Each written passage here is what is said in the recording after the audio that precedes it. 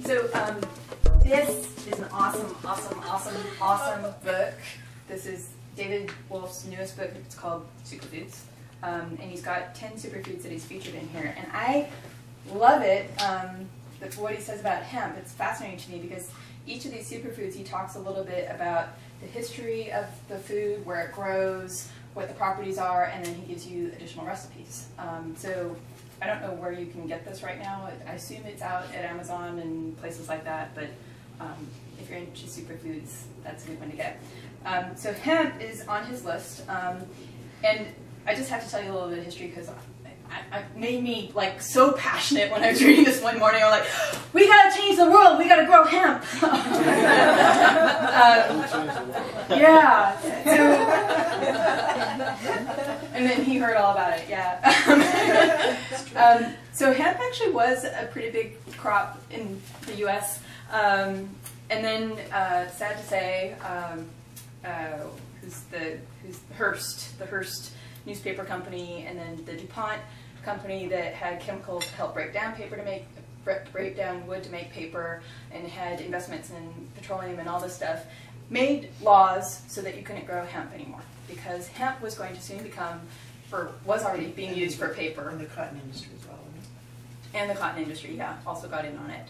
So hemp can replace paper. It can be parts of cars. Ford actually made a hemp vehicle, a model that just never made it any farther because of this law that was passed. You can do hemp biodiesel fuel. You can make hemp clothing. It's stronger than cotton. It lasts longer. It's stronger than cotton. And actually, the way hemp grows, it can grow pretty much anywhere. It's not like a cacao tree has to be kind of in the equator and the rainforest. It can grow anywhere. It doesn't require pesticides like cotton tends to. Cotton has it's like 30% of our agriculture in the U.S. and uses at least 50% of the pesticides. So that's why organic cotton is the coolest thing, because actually when you're wearing cotton that's been grown with pesticides, it will leak into your body, according to this book.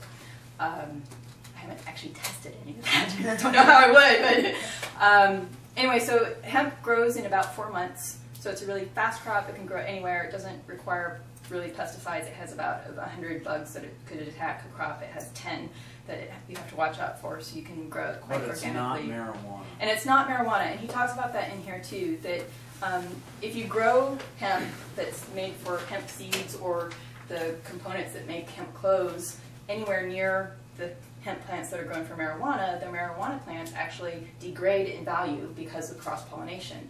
So the THC is the chemical that makes marijuana the hallucinogenic that it is, and you can actually measure that and know that you're growing regular hemp and not marijuana hemp.